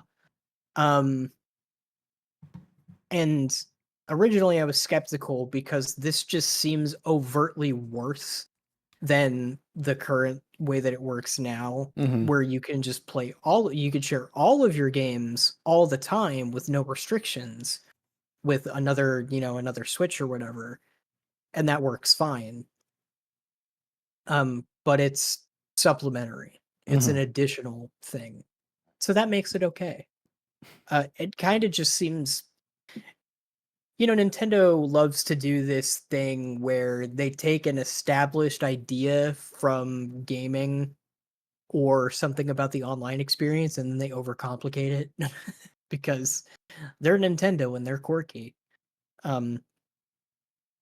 We'll see how it works or plays out. Again, since it's not outright replacing the current system and rather is an additional feature, I'm cool with it. I don't know if I'll ever use it, but we'll see. One more thing that I thought was pretty interesting from their direct, Nintendo was releasing an app called Nintendo Today. Nintendo's Miyamoto took the stage at the end of the day to announce Nintendo Today, a new app that will deliver news, comics, and more for Nintendo fans. Miyamoto confirmed that after the Switch 2 Direct next week, more information about the Switch 2 will be published on the Today app. At the time when they were doing that last week's Nintendo Direct, the app did go live later that day.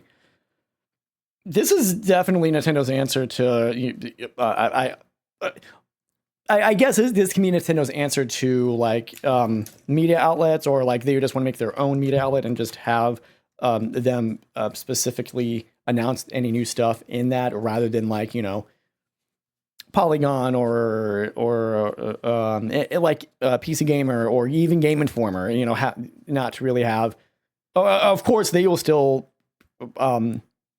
Those sites will still talk about it, but I think Nintendo just really wants to keep more like their announcements in-house. I think it's an interesting idea. I don't really, as far as I know, I don't see like Xbox or PlayStation have something like that. At least I don't think so. They do have apps, but it's not really like, this is your place to get PlayStation news or whatever. You know what I mean? Yeah. I think it's interesting. I think I may download it so I can keep on track with like any Nintendo's news, especially if we want to talk about it here on the show. Interesting idea. I will not use it. I'm just I'll say it, man. Maybe this is my most boomer take as a millennial, but I really don't like that everything has an app these days. I already have the Nintendo Switch Online app installed on my phone. Right. I don't need another Nintendo app. Like, I just like, I can get my Nintendo news from the myriad of other sources that I already get it. Right. So, right. And as for the comics and stuff, I'm sure somebody will screenshot them and post them online. Yeah.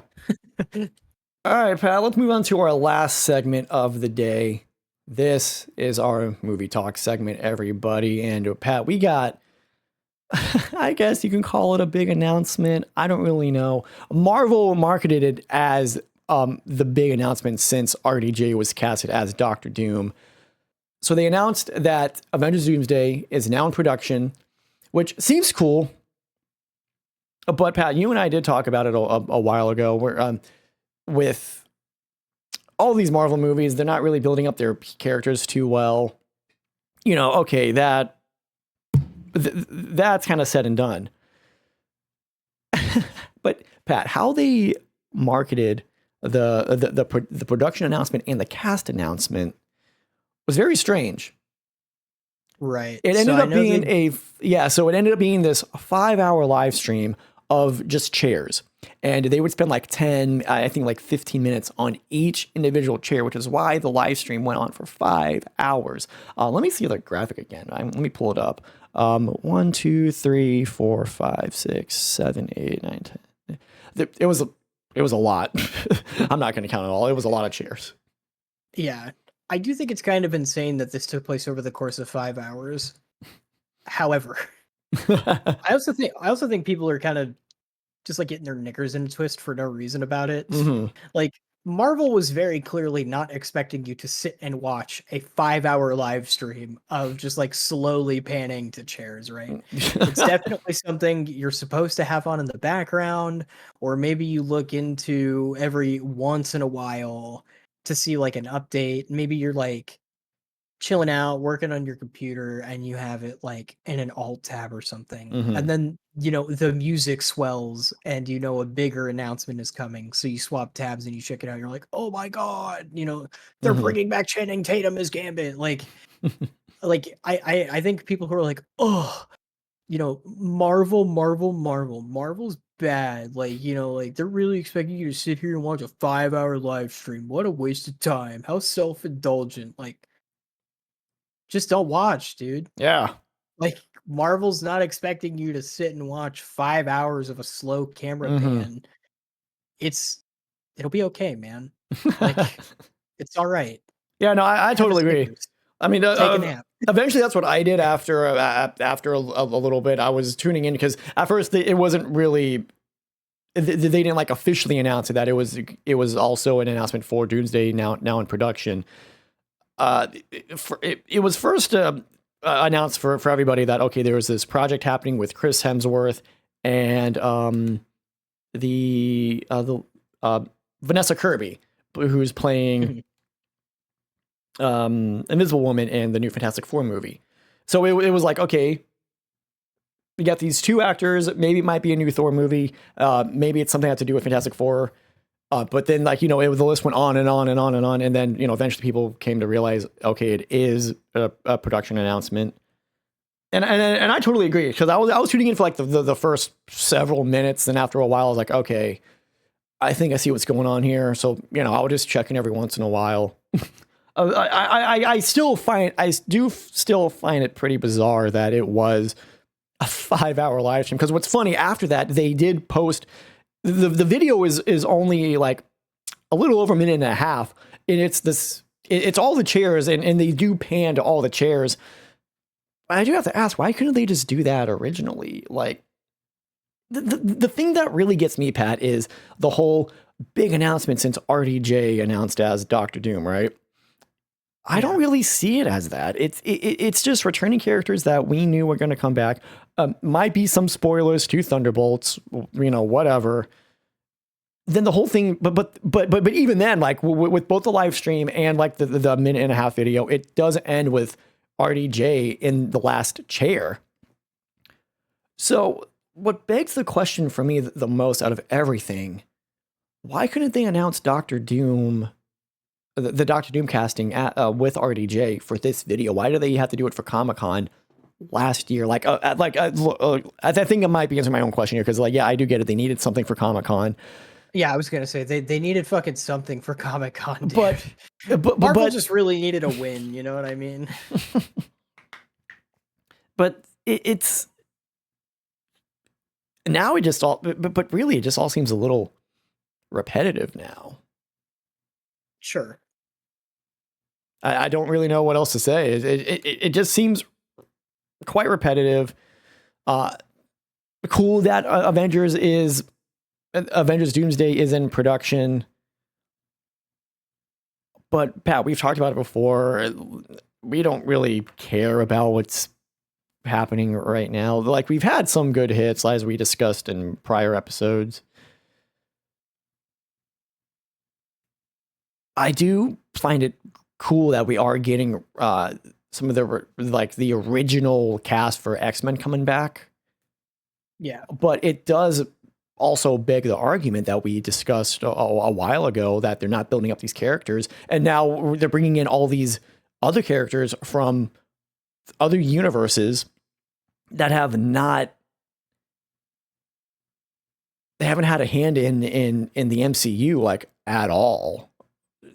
Mhm. I guess I am curious of how they're going to handle that. I think we should be getting some other project before Doomsday, though, to kind of rebuild these old X-Men characters again. I guess in a way you can say they did it with Deadpool and Wolverine, but Hugh Jackman and Ryan Reynolds, at least for this announcement, they haven't been announced to come back. When Marvel did say that they do have more casting announcements to come out, sometime in the future. I don't know. I just feel like we should have gotten some project before Doomsday to really like officially bring in the X-Men to the MCU with this current cast. Like, it's cool that James Marsden's coming back as Cyclops. It's awesome we're getting the original actors for Xavier and Magneto. I thought it was very interesting that Rebecca Regime is coming back as Mystique. Mm-hmm. But other than that, like, it all just felt mediocre. I just don't really have, I mean, like, the cast announcement is interesting. It's obviously, the stuff about the X-Men is cool.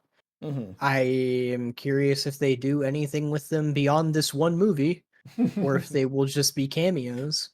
But I guess we'll see. Yeah. I am excited for Doomsday. I guess excited as I can be in this era of Marvel. Yeah, it's kind of just like a wait and see thing. You know what I mean? Right. I hope it's a banger. Like, I hope that first trailer really just blows me away. Yeah, of course. I want to be excited. I'm just feeling a little fatigued. Yeah. And it took longer for that fatigue to set in for me than others. Yeah, of course. Honestly, same here. But yeah. How do you feel about the Russo brothers coming back?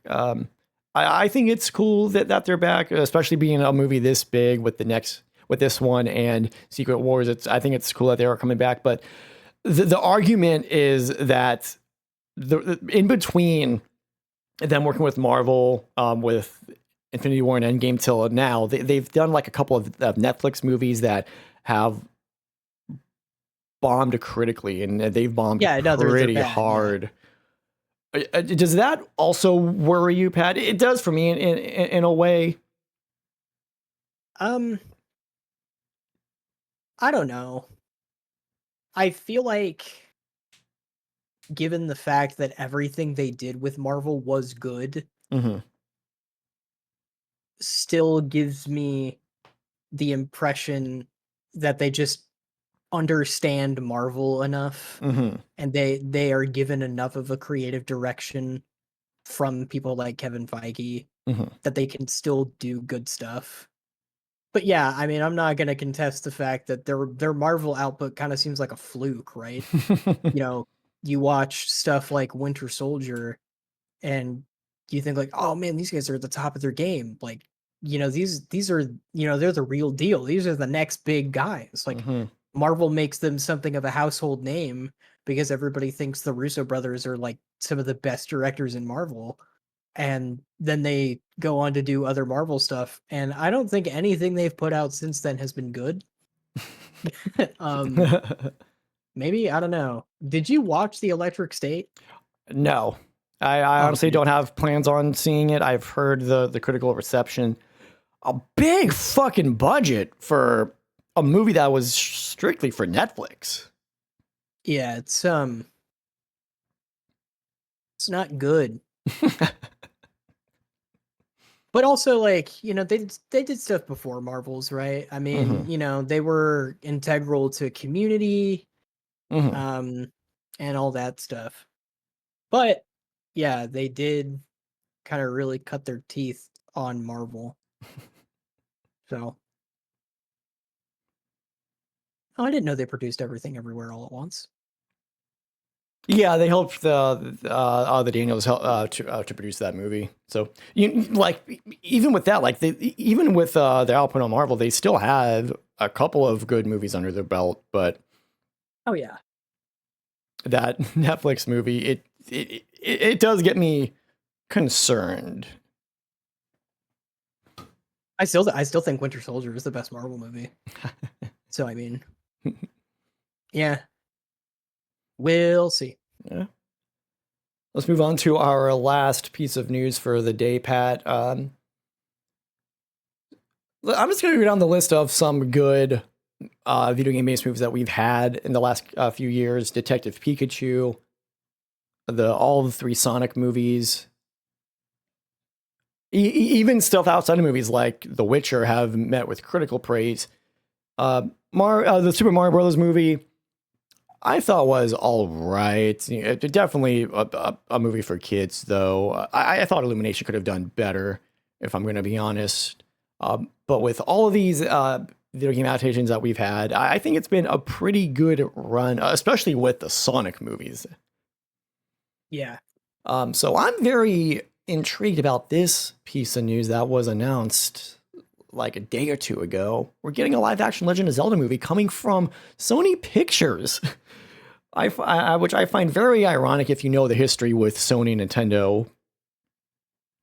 This is my source from IGN. The studio's live-action video game adaptation is set for a theatrical release on March 26, 2027, with Nintendo announcing the news on their app on Friday morning. Wes Ball, who helmed last year's Planet of the Apes movie, is directing the feature that has not yet announced a cast or any plot details. Zelda will compete against Warner Brothers and Legendary next year in Godzilla x Kong franchise, which hits here that same day. Additionally, Paramount's 4th Sonic movie is set to be released a week prior. So it has quite the competition. The live action movie is what was announced in November of 2023 when Miyamoto posting the other day that they've been it's been in work for many years now. We have now officially started development in the film with Nintendo itself heavily involved in the production. It will take time until its completion, but I hope you look forward to seeing it. I actually didn't know until reading the article on IGN that they announced that back in 2023. So you have that, and also with all the competition that's coming out that same weekend, especially with the 4th Sonic movie being released the weekend prior.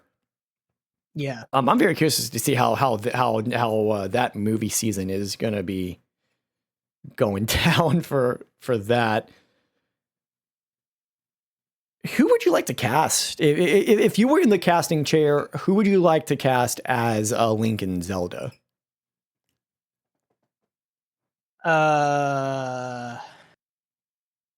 Timothy Chalamet and Zendaya. No. That's a lie. I don't know. Yeah, I don't know. I know. I gotta agree with you. I'm kind of at a loss too. Complete unknowns, ideally. I would like that. I really would like that. But the thing is, like, I'm a little concerned here because it is with Sony. Yeah. I think you know I'm going with this, Pat.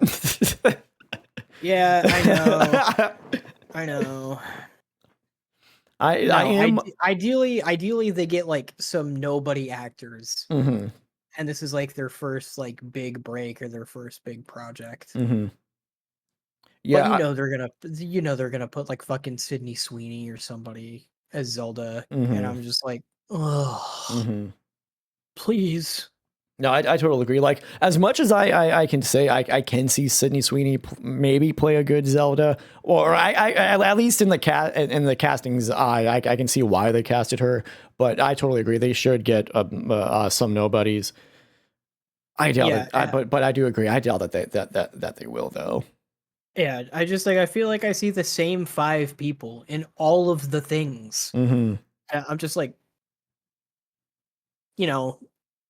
nothing wrong with that necessarily, but yeah, I would like to see people who we've never seen before, kind of like when Marvel cast Chris Hemsworth and Tom Hiddleston. Make a bet on some complete unknowns. Like, that'd be nice. I do find it interesting that, first of all, they're doing a live action adaptation, but also it's not with Universal, considering that Nintendo gave the movie rights to Universal for Illumination. I want to ask if they decide to do this, like, in some way, do a Super Smash Brothers crossover movie, but all these movies are distributed by different people, yeah. different studios. I do wonder how they're going to do that. If they do decide to do a cinematic universe and build up to that. I doubt they will. But maybe they'll try it. I don't know. Everything is a cinematic universe these days. Yeah, that's why I'm asking. Is everything has to be in a cinematic universe? I do agree. I think it would be refreshing if they just kind of let every studio do their own thing. And if Sony can give us a good Zelda movie, honestly, props to Sony. But I do have hope too. Miyamoto did say that Nintendo will be heavily involved. I do remember when Detective Pikachu came out, I was heavily worried that we were going to get a bad Pokemon movie. I'm glad I was proven wrong, and that was because Pokemon Company did have extensive hands-on with that movie. So I was pleasantly surprised with Detective Pikachu. Yeah, it wasn't bad. Mm-hmm. As we said with Doomsday, we will have to wait and see. And again, I am very, very intrigued how that weekend will play out with Sonic 4, the new Godzilla and King Kong movie, and now Zelda. If you have a movie theater subscription with like AMC A-List, I can see them definitely use their 3 movies a week for that single weekend. It's actually 5 now. 5 now? Wow, I've been so out the loop. That's awesome. Yeah, they raised the price a little bit, but now it's 5. Is it worth it? I think is it still worth it? I think it's going to, or maybe it's going to be 5 starting in May or something. Like that. Gotcha. Okay. Let me see. AMC A-List 5 movies. Let me make sure. I got an email from them about this.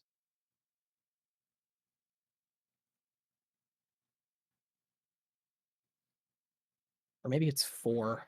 Hang on. Let me check my emails. I don't want to spread misinformation. 1 eternity later. Okay, so starting in May, it's 4 movies a week. Okay. Not 5. It went up to 24 a month. Okay. That's still not bad. 4 movies a week, $24 a month. That's actually still.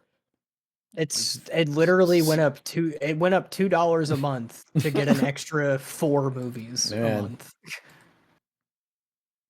And is it 4 movies a month or is it weekly? Because I remember when it's 4 movies a week. Okay. So it went up $2 a month to get an extra 4 movies a month. And you still get all the same discounts on concessions, and you still don't pay online convenience fees, and you still don't pay extra to see IMAX, Dolby, limited engagement stuff. Mm-hmm. No, that is. It's not bad, man. No, it's really. I was gonna say it's stupidly reasonable, but it's even more than that. That is. I went to see Princess Mononoke. I went to see Princess Mononoke with Sierra last week, and I paid nothing. And she, for the movie, popcorn, and candy, paid as much as an A-List subscription. So, you tell me whether it's worth it or not. Now, if that's the case, I definitely need to sign back up on A-List. I have a Regal that's pretty close to me, but the nearest AMC is like 25 minutes away. I know Regal has a similar movie theater subscription like AMC. Regal, I've heard Regal has a pretty good one. Yeah. The closest Regal to me is 40 minutes away, I think. Yeah. But the problem with me is that the closest Regal doesn't really have like a Dolby or IMAX. It's just a regular seating I've also thing. heard I've also heard the pricing of the subscription you pay for Regal is dependent on the kind of Regal theater you have. So some of them are cheaper and some of them are more expensive. Yeah. So it's like location dependent. Whereas I can go to like any AMC, regardless of how nice it is, and I still pay the same price. Which is pretty good because I like, the AMC that used to be Goodrich, like AMC bought them out, and now it's the AMC 14 instead of like the GDX 14. That's the nicest AMC I have ever been in. and I go there all the time. Yeah, I love going to that GDX theater. I know the one you're talking about. That's one in Riverview, right? Yeah, it's Yeah. not too far from Escape. Mm-hmm. Yeah, no, I love going to that theater. I didn't even know that AMC bought them when the last Indiana Jones movie, Dial of Destiny, came out. My uncle and I went to go see it. So we went to that one, and I didn't even know it got owned by AMC till when we went to the theater and bought the tickets. I was like, huh, yeah, this is a bit different. AMC, I see what happened. It's funny too because like they still have the GDX theaters, Mm-hmm. you know, where you go and like Yeah. the GDX experience. And now it's just an AMC that just has a like GDX theater. It's funny. But yeah. As I stated in the beginning, we do have a new intro music. I'm gonna go play it right now. The song you're listening to is called Worth It. It's an original mix by my buddy Ryan Koss. Ryan, thank you again so much for letting us use your song for our show. Go check him out on Spotify, SoundCloud, Apple Music, wherever you get your music streaming from. Pat, this has been quite a show.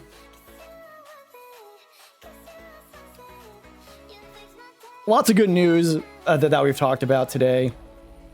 Be sure to tune in next time, though, everybody. Because like I said at the beginning of the show, I'm going to give my review of the new Looney Tunes movie, The Day the Earth Blew Up. Pat, you said you finished Reacher Season 3, so if you want to give your review on that next time, we can definitely add that in too. Sure. And of course, Daredevil Born Again. We've been watching that. I do want to give my review on that. And Pat, I want to give a review for the new game that released on Steam called Schedule 1. Have you heard of that at all? Yeah, the drug making. Yeah, game, right? yeah. My friends have tried to convince you to buy it, but we all just bought Repo. So I'm like, I'm averse to buying another multiplayer game after we just bought one. Mm-hmm. So well, we'll the see. Schedule 1 has like a free sample that you can try out. So if you want to do that, definitely go for it. The game's not even officially released yet. This is just a free sample. The game won't even be finished for like another 2 years, if I recall. Gotcha. But Pat, anything else that you want to review next week? Off the top of my head, no, but I might think of something. All right, cool.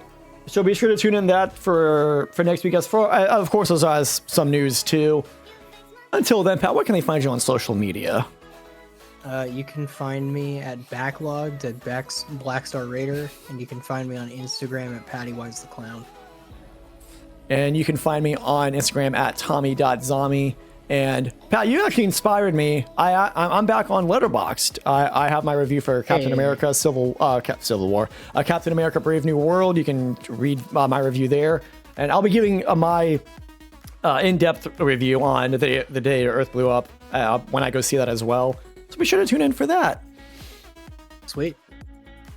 But until then, everybody, we'll see you all.